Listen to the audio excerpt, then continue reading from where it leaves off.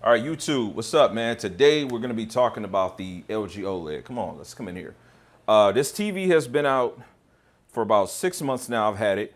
I got it the first week it released. This is the C1 77-inch.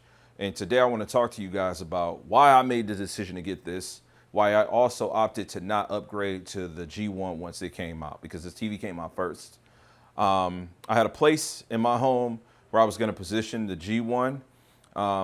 But I made the executive call to not buy it.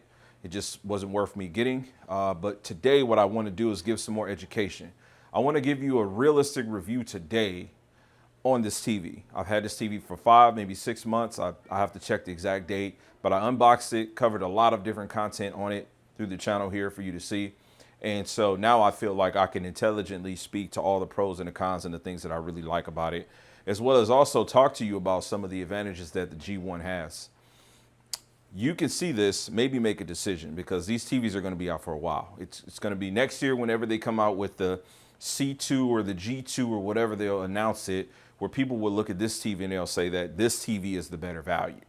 Much like when this TV came out, you still had people saying that they would just prefer to get the last year's model.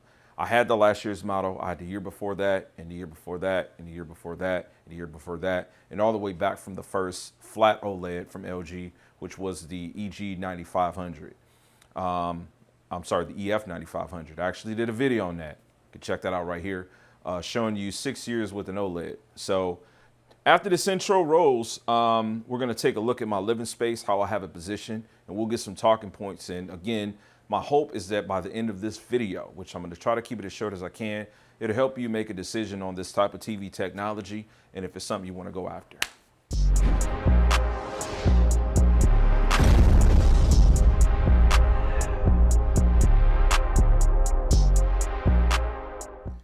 All right, guys, so at this point in the video, I want to start by talking about my setup and how I actually have the TV positioned in my house. Now, a lot of the more popular YouTubers are going to have a fixed space where they can control the light, theater room, think of it like that. Or if they've got a lot of natural light, they'll invest in some type of pro or semi-pro grade blinds that'll block light out, because that's going to be really important with OLED. It's always been the biggest opportunity with OLED technology. You got to control the light.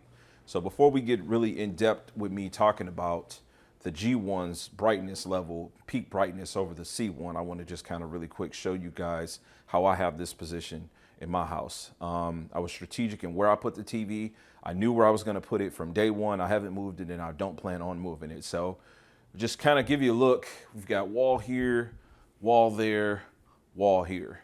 In my home, it actually has like an open concept. So the direction that my son is standing in is going into the kitchen, and it's just got openings there. So there's light that comes from the kitchen. So depending on the time of the day when you're trying to watch the TV, or when I'm trying to watch this TV, what I would do is obviously I would make sure those lights are turned off. I do have one big window inside of this room, and as you can guess, it's behind the TV. So I've said in many of comments in the different videos that I've posted on the channel about this TV, you have to control the light space. You have to be extremely thoughtful on where you're going to place your TV to get the best out of it. The worst thing you can do is have a window there and a window here, right? And you put the TV on this wall. And so while you're trying to watch your TV, you've got light coming in this direction and light coming in that direction. It's not going to be a good thing for you. And this is why LED TVs or mini LEDs or micro LEDs, whatever you want to call them, are such a great TV. Because if you live in Florida, I live in Florida, or if you have a Florida room where you've got a lot of natural light, LED TVs are going to be a much, much better opportunity for you. In this case, if you're thinking about getting the C1 at this point, maybe you want it because it's more affordable over the G1 because it has a lot of the same features. It's going to be a great option for you if you can control your light source. If you're in a situation where you know you're going to have a lot of natural light, you definitely don't want to invest in any OLED, in my personal opinion. So after this part of me showing you this room, we'll go into some more talking points about the comparisons of the two TVs. All right, so at this point, because this is actually a review, and again, I feel like reviews really can only be brought to you after the product has been tested, right? I mean, even if it's a case where like the previous model of this TV, this doesn't have like, you know, leaps and bounds of newer technology, there are still some advantages this has over the previous model. As I said earlier, I've had like every iteration of these types of TVs since they've come out in 2015. The remote is going to be a big thing here. Really nice. They made some real nice upgrades over previous models.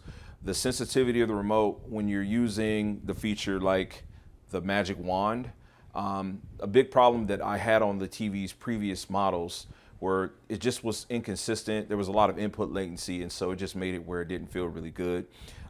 This one has upgraded with itself with putting some different quick connect tabs to it. So like the different applications you might use, Netflix, Disney Plus. I mean, those are two opportunities that a lot of people are going to use.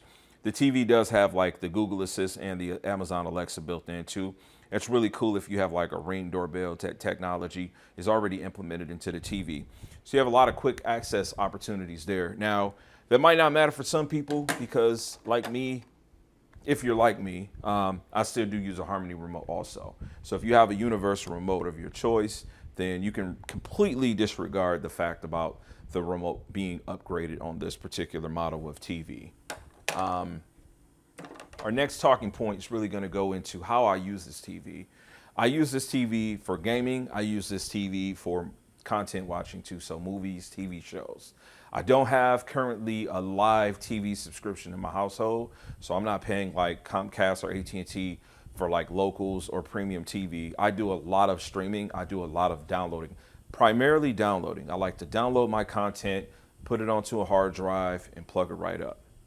So with this TV being a smart TV, I currently have a 5 terabyte Western Digital Easy Store hard drive connected to it. With that, it's going to pull up a lot of my files. You can categorize them however you want to. I've got some content in the movies folder. I've got some content in the TV shows folder. The best thing about that is depending on how good the content is that you're downloading, you're going to get a perfect representation. What do I mean? What I mean is if you're downloading something that has HDR, if you're downloading something that has Dolby Vision, you are literally going to be able to see that content stream directly off of that hard drive. So it's perfect. It's absolutely perfect. You don't have to feel like you got to get like a high-end DVD player or a next generation console to be able to watch great content on Blu-ray or 4K Blu-ray. You can actually still download your content. And by the way, streaming is almost as good. Not as good, but it's almost as good. So if you're using some of those applications like Disney Plus, Netflix, Hulu, Amazon Prime, Video, etc., you're going to be in good hands with this TV. All right. So we kind of got to talk about the elephant in the room. The elephant in the room being sound quality. The TV actually does have really good sound quality. It does. And right now at this point, I've got Batman, The Long Halloween Part 1 playing. Great movie. Part 1 and Part 2, great. Got them both running in 4K. But for sound quality, when you buy something this high end, it's almost a given that you are going to want to invest in some type of audio to match it. Now, whether that's a sound bar or whether it's a full-on solution, like I have a system with a receiver and some speakers positioned around, it's really going to be up to you. If you have used TVs in the past and you've not used sound bars or a sound system, you're going to be impressed by this thing. I'm going to tell you that. When you do the initial setup of this, you are going to be impressed. You can take a look at the video that I'm clicking here at this point. I actually did a video kind of showing sound comparisons of the TV sound and my system. And you can't really gauge how good the audio is from this TV by watching a video, my video or some of the other videos I've watched from other YouTubers. But the sound quality is really good. If you are in a position where you have 4 walls, 4 corners, right, where you don't have an open concept like me, you're going to be pretty happy with this. However, when you go to watching movies, something that's got a lot of action, a lot of density into the subwoofer sound effect and things like that, you're going to want to then get you like a sound bar or a full solution. So the sound quality is pretty good on the TV, but I wouldn't I wouldn't suggest you marry yourself and limit yourself just to the sound quality of the TV. You want to upgrade to get you something a little bit better. Game mode. Man, listen, this is going to be where this TV just completely separates itself from anything that's on the market today. Although I don't have like the best or the biggest, largest covering of this TV, I feel like I've done it the most justice probably on YouTube, with really covering in depth the things that like a real gamer would look for with this TV. This is the absolute best TV on this earth. Okay, this and the G1 combined, however you want to look at it, are going to be the best representation of what you want if you're gaming. It doesn't matter if it's console or PC. If you are in a situation where you can get yourself a PC built with an RTX 30 series card, it's going to be the best experience ever. You've never been able to experience anything this large with this low input latency. Understanding input latency is a lot different than a lot of other things that we know about refresh rate, response time. The input latency is so low on this, you can play a competitive game, competitive fighting game, competitive shooting game. You can play single player action game, something that might have, I don't know, anything that would require you to have quick responses and reflexes. It's just an all around amazing experience, okay? And so what they've done is they've continued to develop and get it faster and get the input latency lower. This started with the C9, have the C9 in the other room. The C9 was the first of this iteration of TVs to have the G-Sync compatibility, works on a computer. They followed that up with the CX and now with the C1 and the G1. So amazing opportunities there for you. If you're gonna be playing games, you're gonna have the best experience. It doesn't matter if you're using the PS5. It doesn't matter if you're using the Xbox Series X, which by the way, this thing does support Dolby Vision gaming. There's no titles made yet for that, but I'm excited to try games on the Xbox Series X. I'm excited to try games on a PC when those games are actually designed and updated to take advantage of the full color spectrum and everything that you'll get with that. So with gaming, it's just a complete wash. It's like there's nothing else that comes remotely close when it comes down to giving you the best blacks, the best colors, the lowest input latency. They have this feature. I put it into the channel. Go ahead and pan this direction. Something called game mode, right? I mean, like it's a game optimizer. What this does is this puts you in a position where you can have quick connect. Quick connect being you just hit the settings tab, and from here you can adjust on the fly what type of game you might be playing. There's like setup presets here for RPG, RTS, standard FPS games, right? Modify your black stabilizer. It tells you if you have variable refresh rate turned on, if you have low latency mode turned on with your console, right? It tells you the frame rate that you have. There was some controversy and not to be a know-it-all, but paying back to me, when this mode was introduced, I made a few videos, you can check them out, talking about on console, this not being able to read the actual frame rate of the games. That's the only opportunity that I see that they need to fix. And that's probably something that they're gonna have to fix with the next year model OLED. It works perfectly fine on PC. If you don't know what I'm talking about, just scroll through. I'll link the video in right here where I asked the question if this was actually made with console or PC gaming in mind. There's since been no updates. When you play games on console, you will see a consistent 60 frames per second. This doesn't adjust. This doesn't go up and down, but this is a great starting point. This is also something that we don't have on any other of the TV manufacturers out here right now. So game mode is absolutely perfect. If you want the best TV that you can play on, it doesn't matter if it's 48 inch, 55 inch, 65, 77, 83 inch. They got 5 different sizes for you. This is the TV that you want to get. So next, when I pan back, we're going to be talking about why I didn't go with the G1 and what the upgrades the G1 has that the C1 doesn't have. All right, cool. So let's talk about, the G1 OLED. G1 is a brighter TV. It is brighter. It is definitely brighter. And if you go back and just think about some of the things that I've talked about, the way that I have it set up in my room, depending on what style room you have, if you have a lot of natural light, you're gonna wanna go with that TV. If you are not able to control the source of light that's coming into your house, you gotta get a brighter TV. It's there for a reason. It is the more premium panel that is gonna offer you the most bright, vivid picture quality without losing any of the features that this has. Same input latency. Comes in a lot of the similar sizes. It's gonna be a much brighter panel.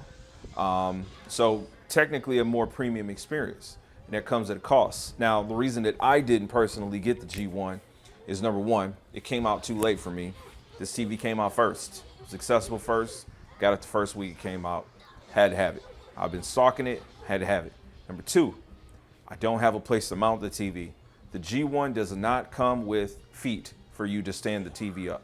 It comes with, however, a flush mount because it's the gallery style. The G stands for gallery. So it's the TV that you're going to put on the wall that's going to aesthetically look pleasing to the eye for you just looking at it. And so they've done a great job with incorporating that, but that doesn't work for me, right?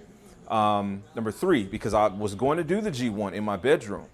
I had a 6-year-old OLED upstairs in my bedroom that I was using. That TV was only 450 nits of brightness. And the reason that I was going to get the G1 is because I have a lot of natural light in my bedroom. That TV still looks perfect. Now, I started thinking, I'm like, man, okay, am I going to blow, $5,000 on this 65-inch TV to upgrade it? Well, I really don't watch a lot of TV there. When I do watch TV upstairs, I control the light, I put some blackouts, perfect, right? So again, you just got to make the wise decision on what's going to be best for you. If you just got to have the best of the best of the best of the best, then it's going to be the G1. There was a couple of people saying in my comments when I put this first TV up and I captioned it, the best TV on earth. A lot of people saying, no, it's the G1, it's the G1. The G1 wasn't even available at that time. The G1 is out now. It makes it the best TV on earth, in my opinion. Sony has a great offering too. I've seen it. I've used their TV. It looks really, really good. But if you're looking for something that's going to give you more of a gamer's experience, this is the TV that you're going to go with. The C1 is going to give you the overall package.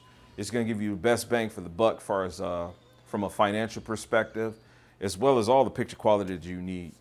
I think that people get caught up in the hype on brightness on TVs, and they'll start telling you that, your TV's got to be this bright, it's got to be that bright.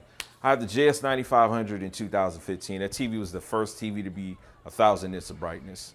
And you don't always utilize that. It's just like speakers. When you buy speakers in a car or for home stereo, whatever the recommended rating of power is them playing at peak.